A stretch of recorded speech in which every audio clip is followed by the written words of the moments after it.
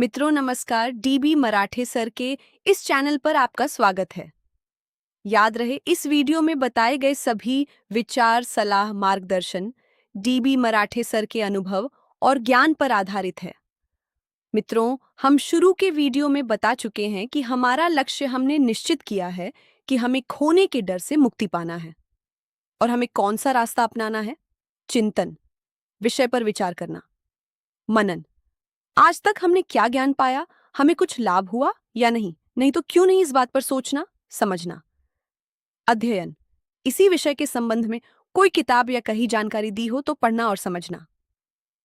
सत्संग, इसी विषय पर ध्यान साधना कर रहे लोगों की संगति में प्रगति पर चर्चा, ध्यान, इस विषय पर मन को केंद्रित करना। साधना, इस विषय पर जब तक पूरा ज्ञान न मिल जाए तब तक इस प्रक्रिया में रहना। मित्रों, किसी भी महत्वपूर्ण विषय का ज्ञान एक दिन में नहीं पाया जाता, समय देना पड़ता है। मुक्ति के लिए समय देना फायदे का सौदा है, वरना आज के युग में दिल और दिमाग को भटकने के लिए बहुत विषय है जो क्षणिक सुख दे सकते हैं पर मुक्ति नहीं। तो फिर से याद कर लो, हमारा अभी का लक्ष्य है कुछ खोने के डर से मुक्ति पाना।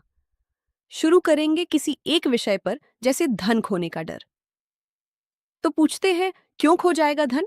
जवाब हो सकता है चोरी, बीमारी का इलाज। धन अगर किसी बैंक या अन्य संस्था में रखा हो या लगाया हो तो वह बैंक या संस्था डूबने से, उधारी डूबने से, परिवार का खर्च, महंगाई के माध्यम से इत्यादि।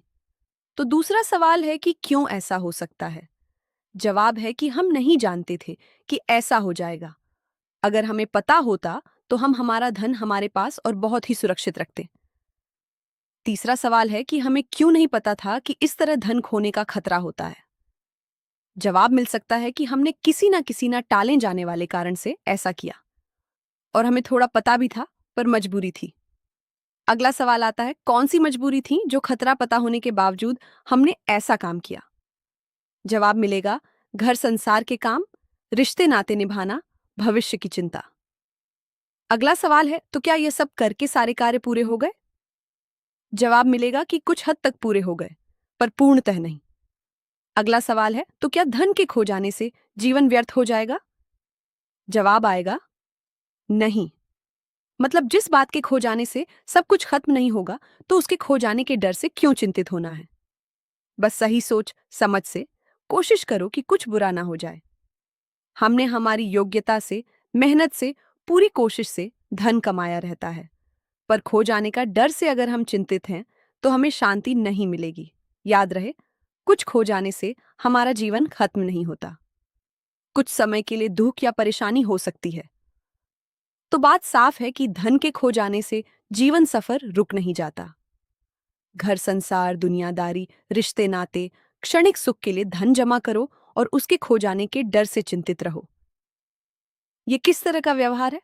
कम ऐसा हो जिसमें किसी बात का डर ना हो। जीवन में इस तरह के बदलाव लाने के लिए आत्मज्ञान को जानना जरूरी है। जितना जल्दी हो सके इंसान को इस विषय में प्रगति कर लेनी चाहिए। मित्रों, हो सकता है विषय को समझने में समय लग सकता है, पर जो कोई डर के पीछे के मनोविज्ञान को समझ लेगा, वो ऐसा कोई कार्य नहीं करेगा जिसमें कुछ खो जाने का डर हो, और इस बात को समझ लेगा कि हमारे पास खोने को कुछ नहीं है। आज हमने धन के खोने के विषय पर थोड़ी बात की है।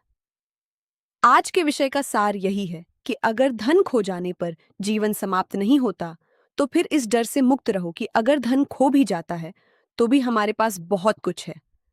निश्चिंत रहो, मुक्त रहो, आनंद में और शांत जीवन में रहो। अच्छे विचार और ज्ञान लोगों को शेयर करना चाहिए। धन्यवाद।